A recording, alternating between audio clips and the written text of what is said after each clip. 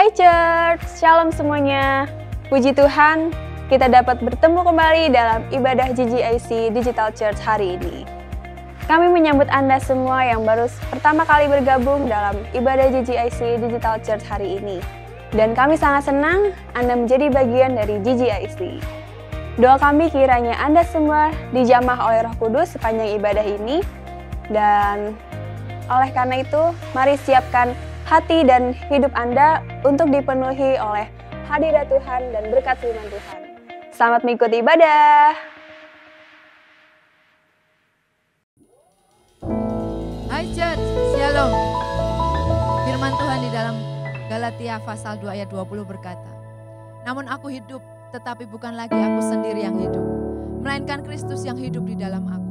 Dan hidupku yang kuhidupi sekarang di dalam daging adalah hidup oleh iman dalam Anak Allah yang telah mengasihi aku dan menyerahkan dirinya untuk aku. Mari jadikan Yesus pusat segalanya dalam kehidupan kita. Mari kita sembah Tuhan, kita tinggikan Tuhan yang menjadi satu-satunya dalam kehidupan kita.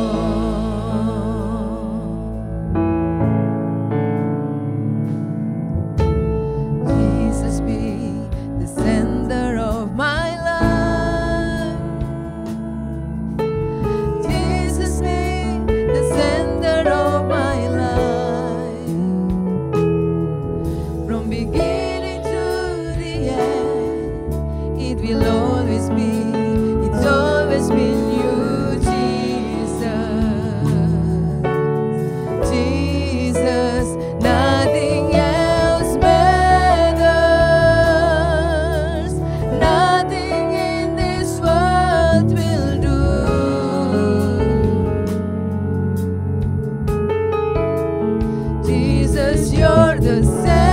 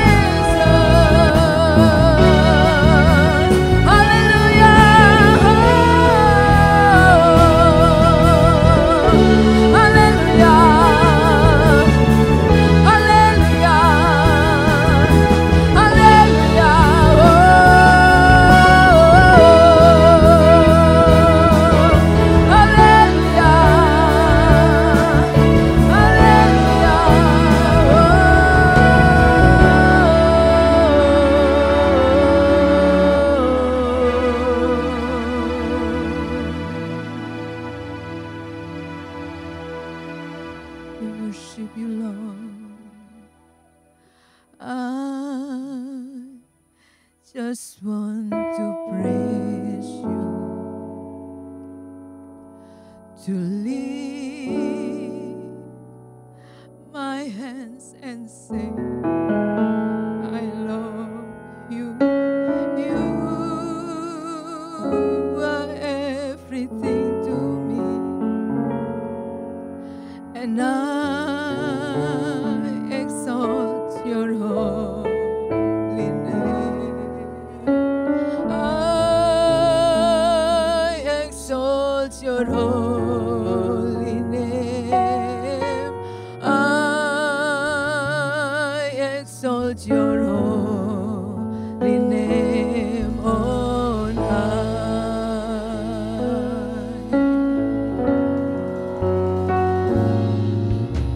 I just want to praise you, to lift my hands and say,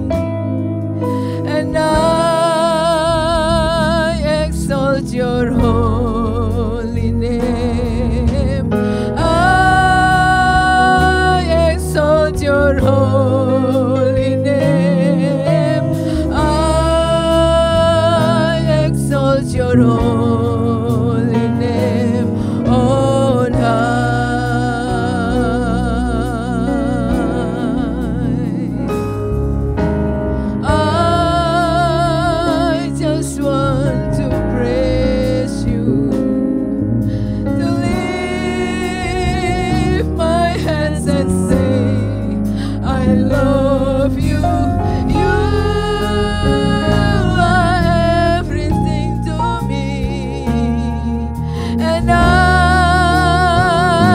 exalt your holy name. I exalt your holy name. I exalt your holy name on high. Oh, I just want to praise you, to lift my hands and say, I love you, Lord. You are everything to me, and I exalt your holy name.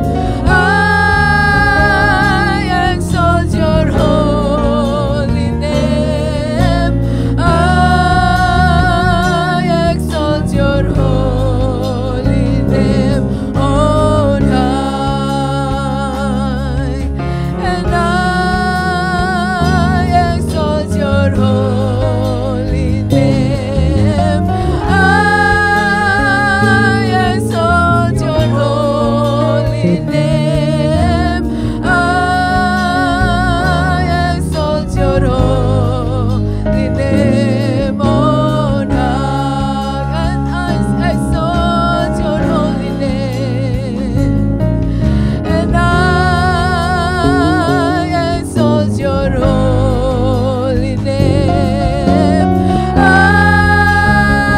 I exalt your holy name. I exalt your holy name on high.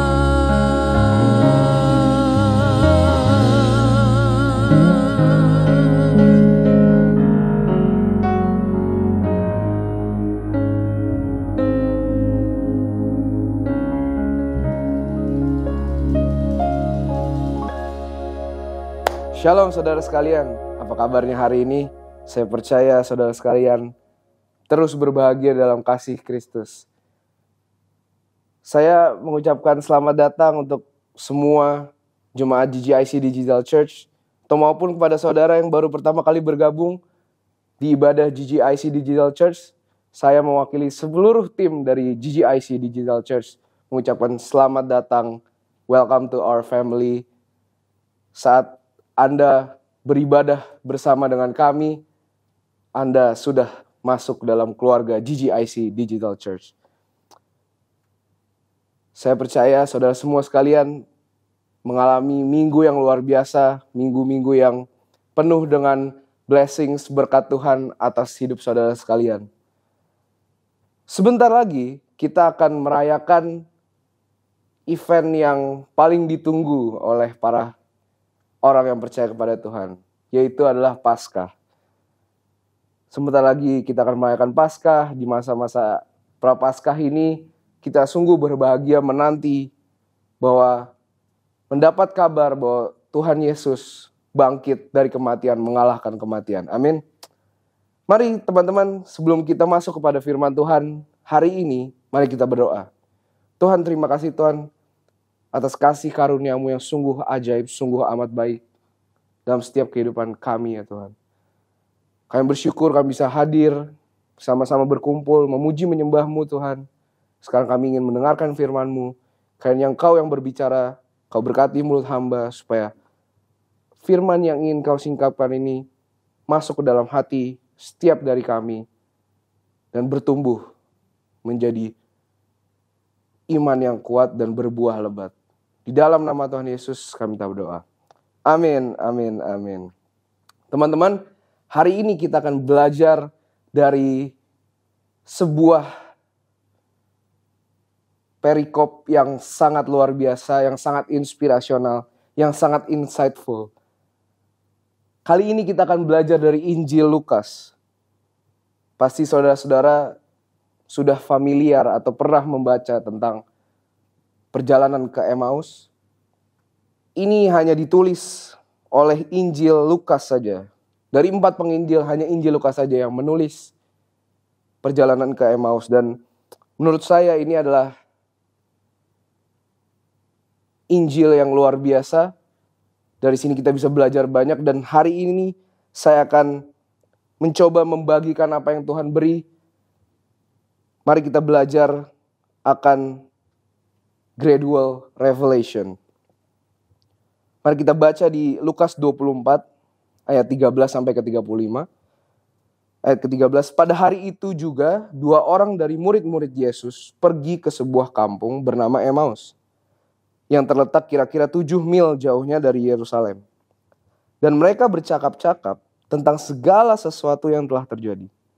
Ketika mereka sedang bercakap-cakap dan bertukar pikiran, datanglah Yesus sendiri mendekati mereka, lalu berjalan bersama-sama dengan mereka. Tetapi ada sesuatu yang menghalangi mata mereka, sehingga mereka tidak dapat mengenali Dia. Yesus berkata kepada mereka, apakah yang kamu percakapkan sementara kamu berjalan? Maka berhentilah mereka dengan muka muram. Seorang dari mereka, namanya Kleopas, menjawabnya, adakah engkau satu-satunya orang asing di Yerusalem yang tidak tahu apa yang terjadi di situ pada hari-hari belakangan ini? Katanya kepada mereka, apakah itu? Jawab mereka, apa yang terjadi dengan Yesus orang Nazaret? Dia adalah seorang nabi yang berkuasa dalam pekerjaan dan perkataan di hadapan Allah dan di depan seluruh bangsa kami. Tetapi imam-imam kepala dan pemimpin-pemimpin kami telah menyerahkan Dia untuk dihukum mati. Dan mereka telah menyalibkannya. Padahal kami dahulu mengharapkan bahwa Dialah yang datang untuk membebaskan bangsa Israel. Tetapi sementara itu, telah lewat 3 hari sejak semuanya itu terjadi. Tetapi beberapa perempuan dari kalangan kami telah mengejutkan kami. Pagi-pagi buta mereka telah pergi ke kubur dan tidak menemukan mayatnya.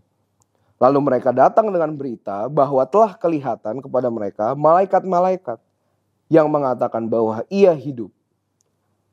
Dan beberapa teman kami telah pergi ke kubur itu dan mendapati bahwa memang benar yang dikatakan perempuan-perempuan itu. Tetapi Dia tidak mereka lihat. Ayat 25. Lalu Ia berkata kepada mereka, hai kamu orang bodoh, betapa lambannya hatimu, sehingga kamu tidak percaya segala sesuatu yang telah dikatakan para nabi. Bukankah Mesias harus menderita semuanya itu untuk masuk ke dalam kemuliaannya? Lalu Ia menjelaskan kepada mereka apa yang tertulis tentang Dia dalam seluruh kitab suci, mulai dari kitab-kitab Musa dan segala kitab nabi-nabi. Mereka mendekati kampung yang mereka tuju, lalu Ia berbuat seolah-olah hendak meneruskan perjalanannya. Tetapi mereka sangat mendesaknya, katanya, tinggallah bersama-sama dengan kami, sebab hari telah menjelang malam dan matahari hampir terbenam. Lalu masuklah Ia untuk tinggal bersama-sama dengan mereka. Waktu Ia duduk makan dengan mereka, Ia mengambil roti, mengucap berkat, lalu memecah-mecahkannya dan memberikannya kepada mereka. Ketika itu, terbukalah mata mereka dan mereka pun mengenal Dia, tetapi Ia lenyap dari tengah-tengah mereka. Kata mereka seorang kepada yang lain, bukankah hati kita berkobar-kobar ketika Ia berbicara dengan kita di tengah jalan dan ketika Ia menerangkan kitab suci kepada kita? Lalu bangunlah mereka dan terus kembali ke Yerusalem. Di situ mereka mendapati ke-11 murid itu, mereka sedang berkumpul bersama-sama dengan teman-teman mereka. Kata mereka, sesungguhnya Tuhan telah bangkit dan telah menampakkan diri kepada Simon. Lalu kedua orang itu pun menceritakan apa yang terjadi di tengah jalan dan bagaimana mereka mengenal Dia pada waktu Ia memecahkan roti. Amin, saudara, untuk pembacaan firman Tuhan. Perikop yang barusan kita baca adalah bagaimana tentang perjalanan murid Yesus yang mengenal Dia, yang memiliki harapan kepada Dia, sama seperti kita yang percaya kepadanya, melakukan perjalanan dari Yerusalem ke Emmaus. Dan ternyata kalau kita baca dari perikop tersebut, ada encounter Tuhan di tengah-tengah jalan dari Yerusalem ke Emmaus. Dan ini menarik, Tuhan menampakkan diri, sedangkan Tuhan tadi malah bilang, hatimu lamban dan begitu bodoh, karena tentu saja mereka didapati tidak percaya kepada Tuhan bahwa Tuhan Yesus telah bangkit. Dan dari perikop ini kita bisa belajar banyak teman-teman. Saya menemukan Tuhan memberikan pewahyuan kepada saya, perjalanan ke Emmaus bukan hanya sekedar perjalanan biasa-biasa saja, tapi perjalanan dari Yerusalem ke Emmaus ini benar-benar membuat kita tersadar, membuka mata kita, dan we'll see apa yang Tuhan ingin sampaikan sebenarnya dari perikop ini. Yang pertama teman-teman, Tuhan Yesus selalu mencari kita. Jesus seeks us. Yesus mencari kita. Dari perikop tersebut kita tahu bahwa His disciples, murid-murid Tuhan, mereka tahu siapa Yesus.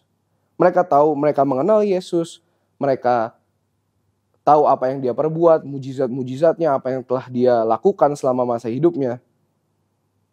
Tapi ketika Tuhan Yesus datang menjumpai mereka di tengah jalan, mereka seakan-akan tidak mengenalinya sama sekali.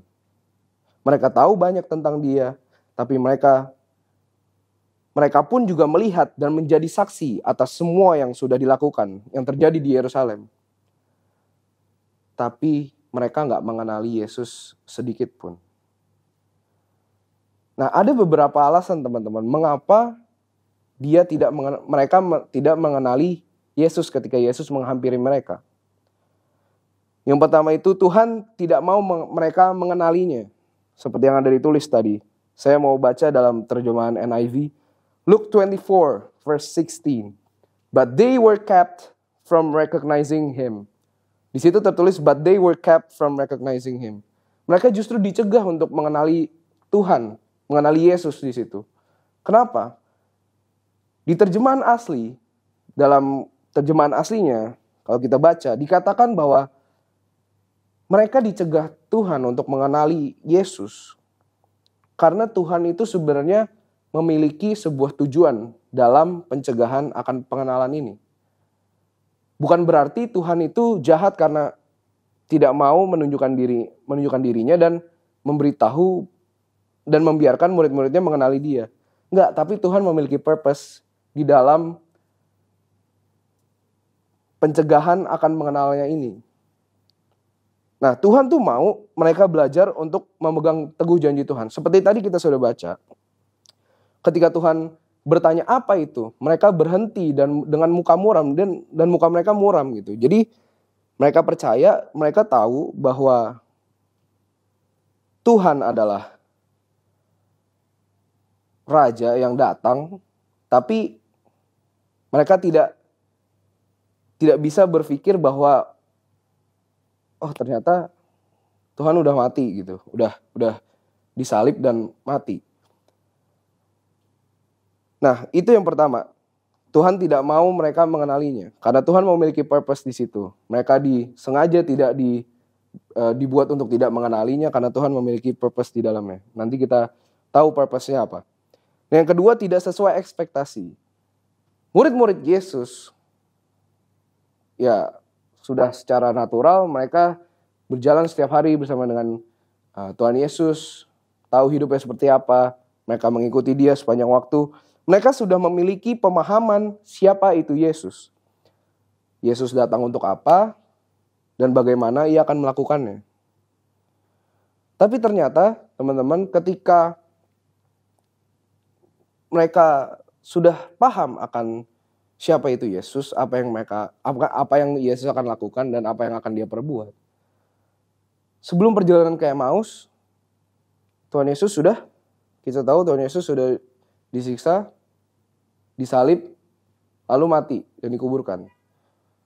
Nah, ternyata kejadian ini itu adalah tidak sesuatu yang terjadi tidak sesuai dengan ekspektasi atau yang seharusnya. Karena mereka memiliki pemahaman, akan ada seorang Mesias yang menyelamatkan kita, menjadi juru selamat atas bangsa kita. Tapi apa yang mereka dapat? Mereka mendapatkan seorang yang dielu-elukan, disalibkan dan mati. Dan mereka berpikir, mereka mulai menaruh pada paradigma mereka mulai menaruh pada konsep pikiran mereka bahwa ini adalah sebuah kegagalan, teman-teman. Sebagai orang percaya, saya dan teman-teman saudara sekalian, ketika hal-hal yang tidak seharusnya terjadi, tapi terjadi, sebenarnya daripada kita melihat diri kita merasa gagal dan menyerah, sesungguhnya marilah kita melihat di sisi lainnya, the other side of the problems. Lihat apa yang Tuhan mau buat.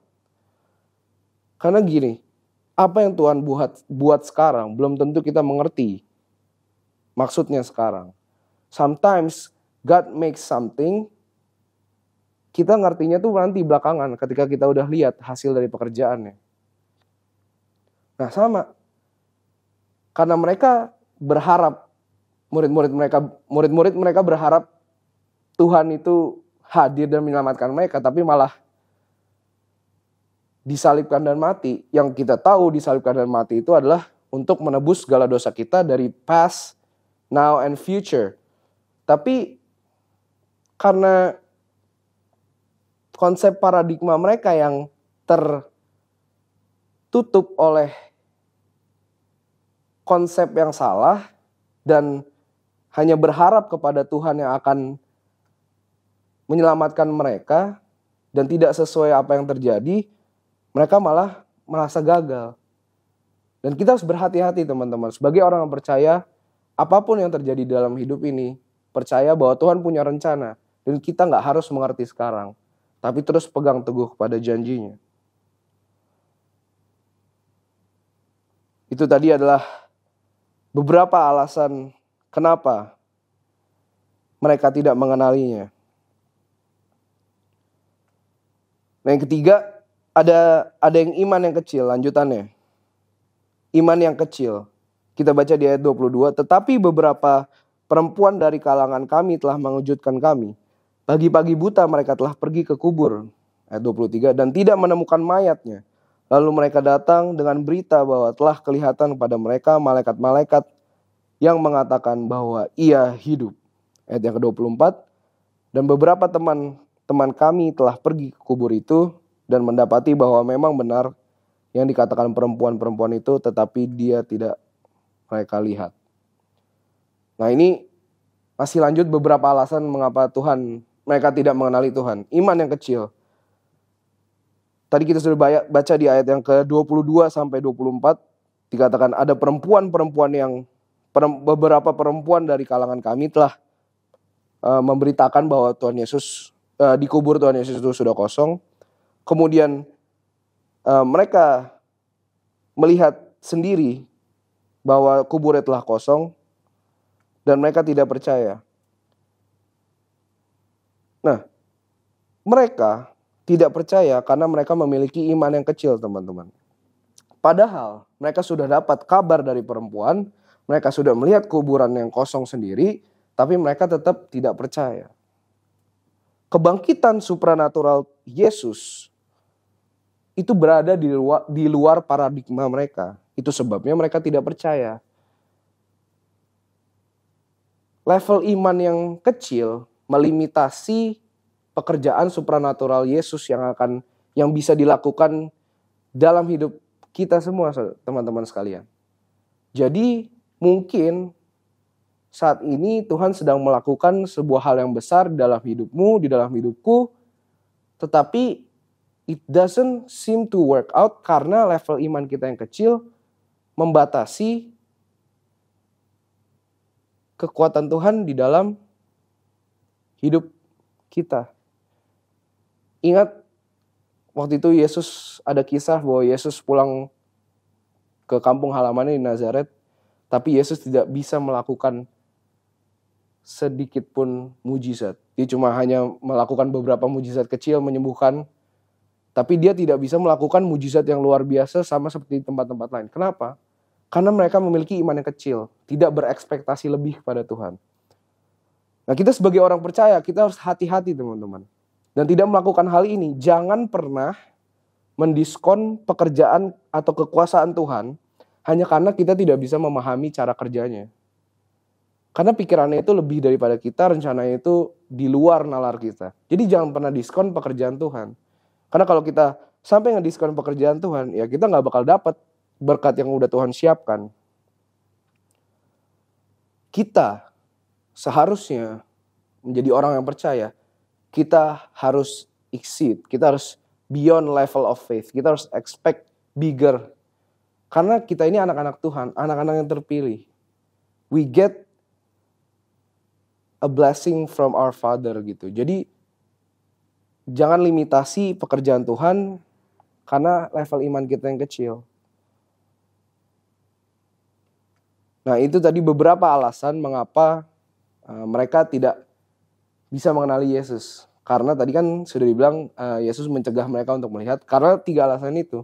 Tuhan mau supaya sebenarnya mereka mengerti bagaimana pekerjaan Tuhan ini lebih dari apa yang seharusnya terjadi. Jadi ketika Tuhan sudah memiliki rencana dan tidak terjadi, jangan pernah berpikir sama seperti Tuhan. Jangan berpikir don't act like God gitu. Jadi kalau Tuhan udah punya rencana, ikutin aja. Don't act like God. Jangan ikut campur urusan perencanaan Tuhan. Just see and wait for the blessings from God. Nah, yang kedua yang kita bisa pelajari dari perikop perjalanan ke Emmaus ini adalah, kedua, Yesus membuka mata kita.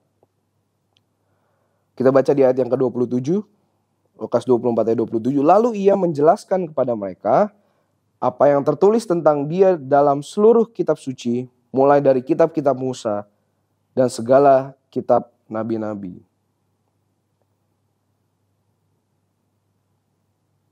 Tuhan sampai segitunya, sampai ia menjelaskan kepada mereka apa yang tertulis tentang dia dalam seluruh kitab suci, mulai dari kitab-kitab Musa dan sampai segala kitab nabi-nabi.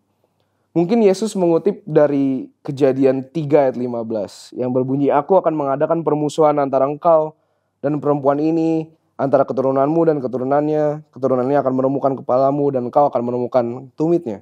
Dan juga mungkin Yesus mengutip Ulangan 18 ayat 15. Seorang nabi dari tengah-tengahmu, dari antara saudara-saudaramu sama seperti aku, akan dibangkitkan bagimu oleh Tuhan Allahmu. Dialah yang harus kamu dengar. Dan seterusnya, dari semua hal yang ditulis oleh Musa ataupun para nabi-nabi. Ya, Yesus memberi pemahaman tentang kitab Musa dan para nabi untuk menyatakan dirinya. Yesus mau mereka percaya akan apa yang Alkitab katakan, dan oleh karena itu mereka menjadi tahu mengapa Yesus hadir dan mengapa ia harus menderita. Simply know him. Ini yang keren ya guys.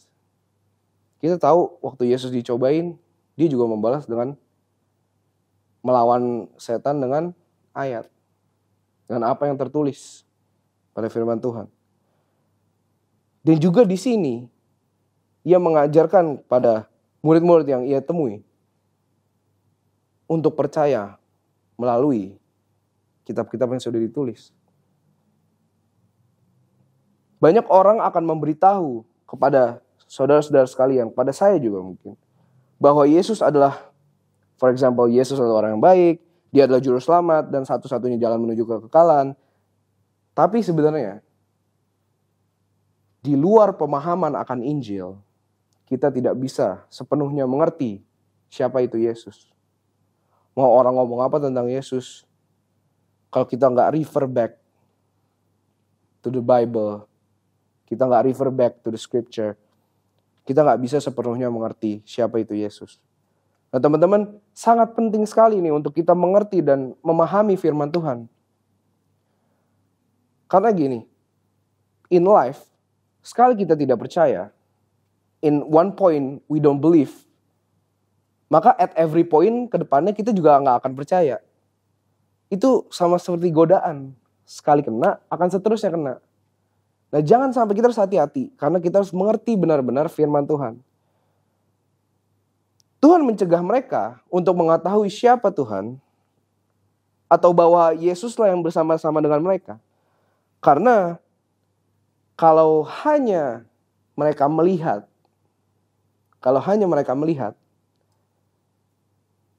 mereka tetap tidak akan percaya.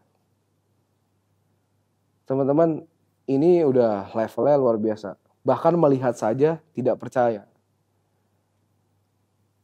Pernah gak sih teman-teman diceritain sama orang tentang sesuatu dan sudah melihat sendiri tapi masih nggak percaya. Kayak kita lagi nonton magic gitu. Kita udah lihat sendiri tapi kita nggak percaya itu bisa berhasil dilakukan. Sama. Tuhan melakukan ini karena dia tahu nih, kalau kita cuma ngelihat doang, kita nggak bakal percaya. Makanya Tuhan menjelaskan tentang dirinya dari apa yang Musa tulis sampai daripada kitab nabi-nabi. Karena kesaksian firman Tuhan yang tertulis di Alkitab, itulah yang membuat kita percaya, teman-teman. Bukan melihat, tetapi pemahaman akan firman Tuhan membuat kita percaya dan mengetahui, mengenal Tuhan. Dan tahu siapa Tuhan yang sebenarnya. Dan ingat, di luar firman Tuhan, tidak ada satupun kesaksian yang dapat diandalkan tentang siapa Yesus sebenarnya. Come on, we gotta revert back to scripture. Kita harus balik lagi ke Bible.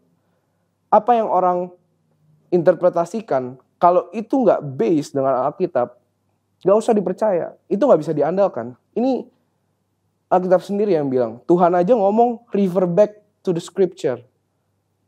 So if you want to get to know Him more, you want to have a intimate relationship with Him, mau mengenal Dia, understand Him more, back to the Bible, baca Alkitab. Karena di situ engkau dapat menemukan apa yang Tuhan ingin singkapkan. Engkau mau mengerti lebih kepada Tuhan, baca Alkitab. Karena di luar Alkitab, gak ada satupun sumber yang dapat diandalkan untuk mengenalkan Yesus yang sebenarnya. Yang ketiga, Yesus menggerakkan hati kita. Menggerakkan hati kita untuk memberitakan. Jesus moves our heart to share. Kita baca di Lukas 24 ayat 30. Waktu ia duduk makan dengan mereka, ia mengambil roti, mengucap berkat, lalu memecah-mecahkannya dan memberikannya kepada mereka. Ketika itu terbukalah mata mereka dan mereka pun mengenal dia. Tetapi ia lenyap dari tengah-tengah mereka. Kita lihat di beberapa kali event sebelum adanya proses penyaliban dan sampai Tuhan Yesus bangkit. Bahkan sampai Tuhan Yesus bangkit. Seringkali, beberapa kali hanya ketika mereka bersekutu dengan Yesus, barulah ia menyatakan diri kepada mereka. Yesus mengungkapkan dirinya kepada mereka.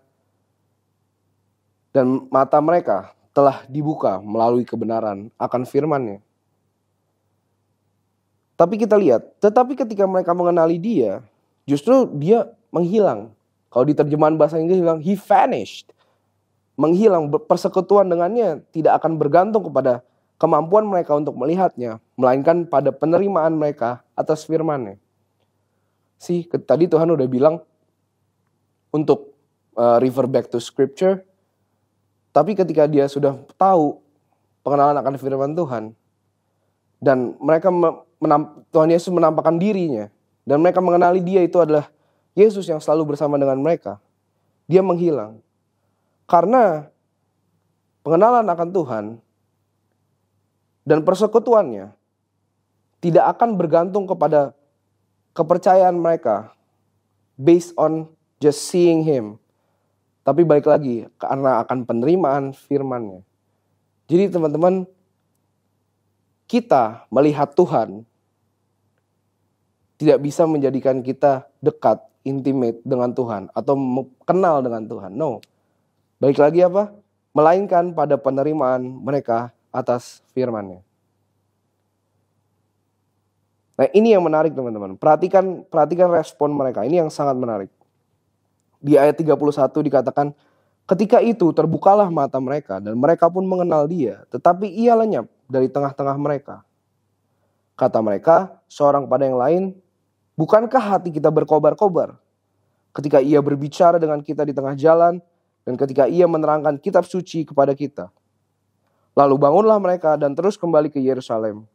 Di situ mereka mendapati ke-11 murid itu. Mereka sedang berkumpul bersama-sama dengan teman mereka. Once mereka mengenal Yesus, mereka nggak tahan untuk berbagi.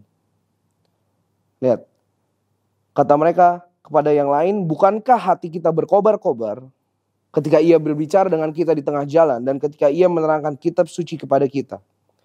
Lalu bangunlah mereka dan terus kembali ke Yerusalem. Di situ mereka mendapati ke-11 murid itu. Mereka sedang berkumpul bersama-sama dengan teman-teman mereka. Notes down di ayat sebelumnya, dikatakan ketika Tuhan ingin sengaja mau pergi, dia bilang, matahari ini sudah di penghujung malam, matahari sudah terbenam, artinya hari udah gak terang lagi, ini udah mau gelap. Tapi apa dikatakan? Lalu bangunlah mereka dan terus kembali ke Yerusalem. Ketika mata kita sudah dibukakan, teman-teman, our eyes are open, kita sudah dibuka, kita pasti mau orang lain pun dibukakan. Ketika kita sudah dibukakan, itu udah otomatis kita pun pasti mau orang lain matanya dibukakan akan firman Tuhan. Can you feel the excitement? Can you feel all the emotions ketika dia bilang di ayat 32 dikatakan, kata mereka seorang kepada yang lain, bukankah hati kita berkobar-kobar ketika ia berbicara dengan kita di tengah jalan dan ketika ia menerangkan kitab suci kepada kita?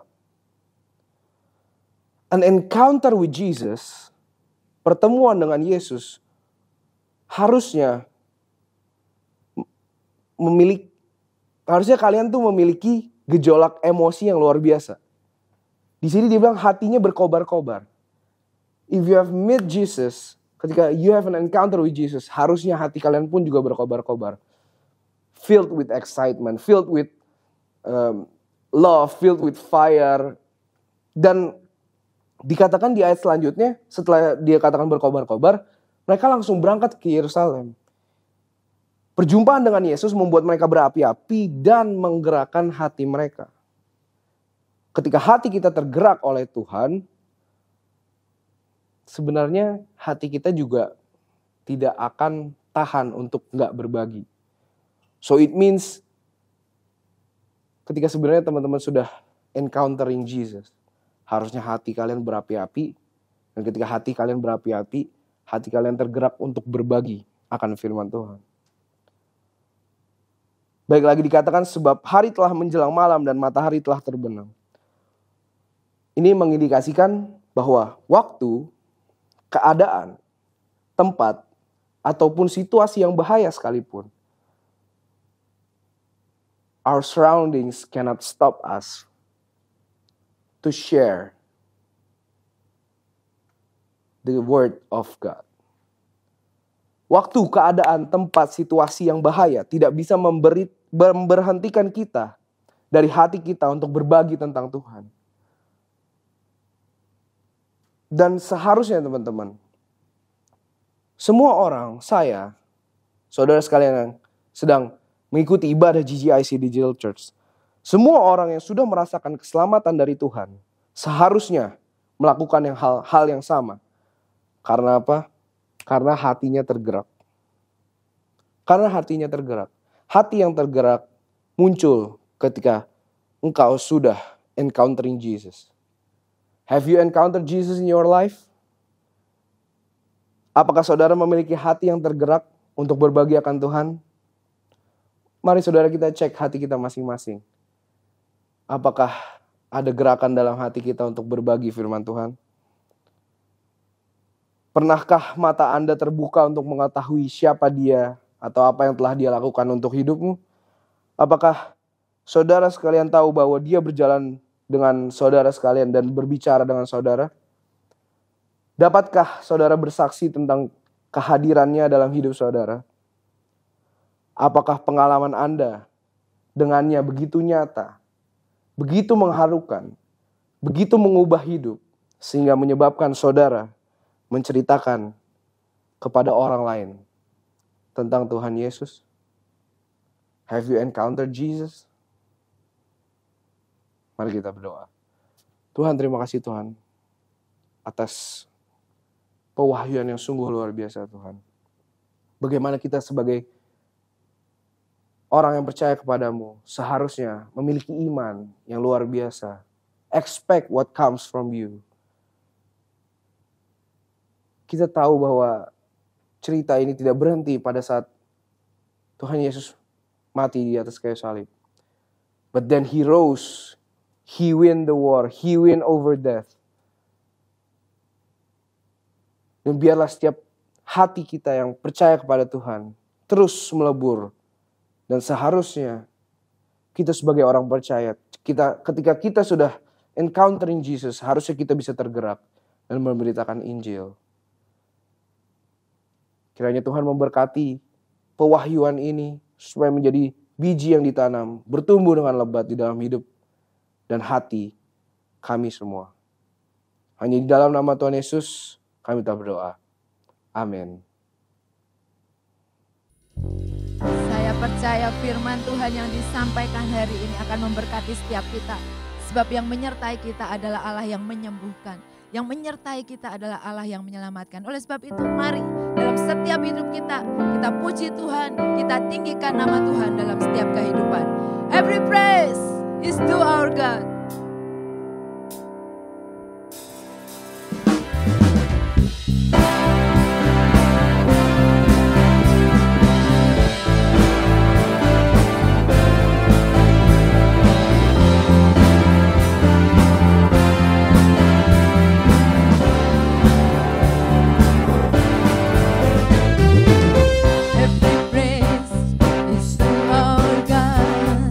Every word of worship